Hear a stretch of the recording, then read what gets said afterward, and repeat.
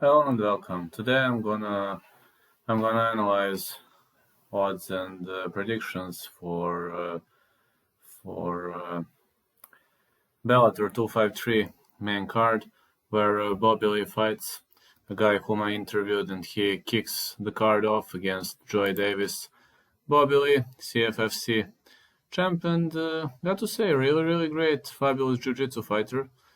He was losing to Achilles Mota Demarquise Johnson and Manco Mendonca at LFA 68, but he said that LFA is a very great springboard for other great promotions, for promotions like Bellator or UFC.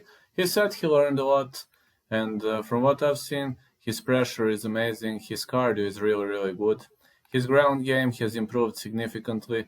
I mean, after guillotine choke losses to Achilles Mota and Demarquise Jackson, he has improved a lot. His boxing is very good. And he's going to meet Joy Davis right now. Joy Davis is a wrestler.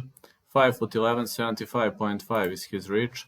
When it comes to Bobby Lee, 5'9", 71. So Joy Davis is going to have a reach advantage, but we got jiu-jitsu guy versus jiu-jitsu and, let's say, good boxer, such things, but his first martial art was jiu-jitsu against a guy who wrestles whole day long, who wrestles whole his life, For Joy Davis, wrestling his life, and he was inked by Bellator immediately after college, 7 wins in a row. Kate Cutron, Craig Plaskett. I mean, he was very dominant. He also knows to throw spinning back kick to the body, good overhands, flying knees, hammer fists. So we can say that he is a very well-rounded martial artist who has both striking and ground game, but he is predominantly a ground fighter.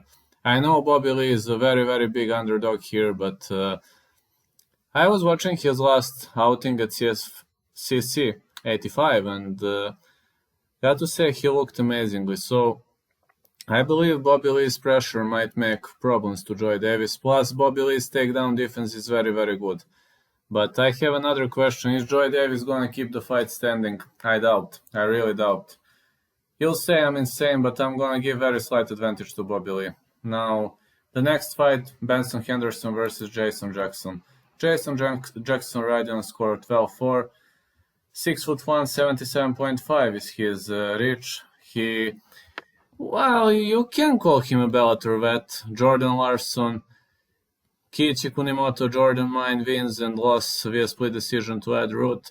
And the Dana White Contender Series 2017, he failed to get a UFC contract due to ankle injury loss to Kyle Stewart.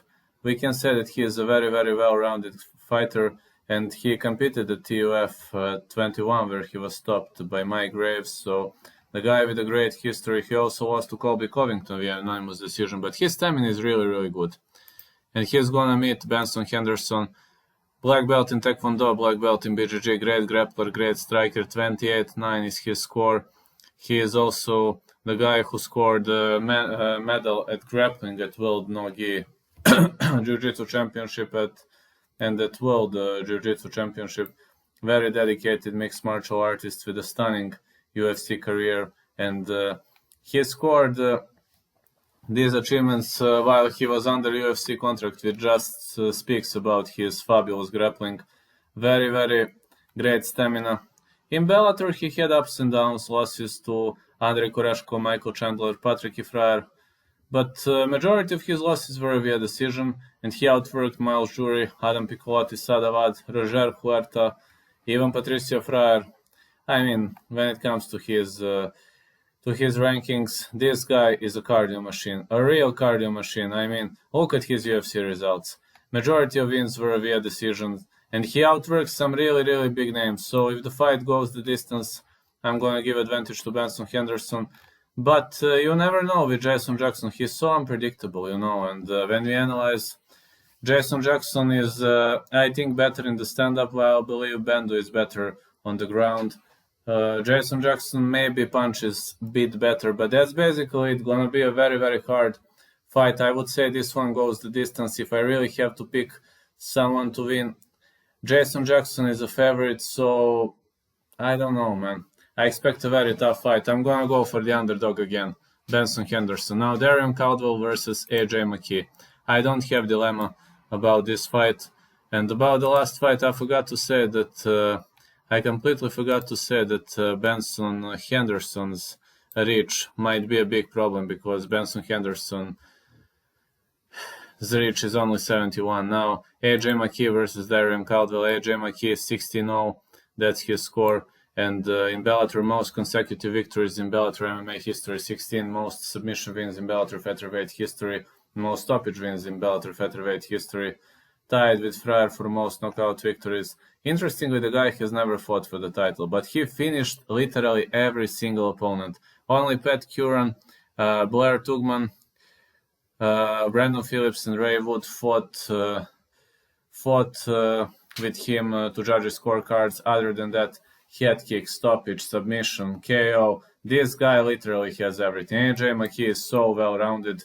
I mean, wrestling, BJJ, boxing, karate, judo, kickboxing, 73.5 is his reach, 5'10" is his height. Now he squares off against Darrion Caldwell, another 5'10" fighter, 74 inches is his reach, so no reach advantage. Darrion Caldwell is a great wrestler, NCAA Division I wrestling champion. He is also ACC former champion, and his score is 15-3. But he is a typical lay and pray fighter. He will try to take the fight to the ground. The former bantamweight world champion with one successful title defense and most submission wins in Bellator bantamweight history, 3.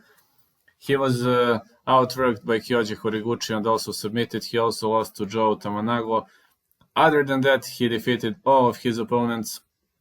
Only one knockout victory over Noad Lahat. Other than that, he is a typical lay and pray fighter and good submission expert.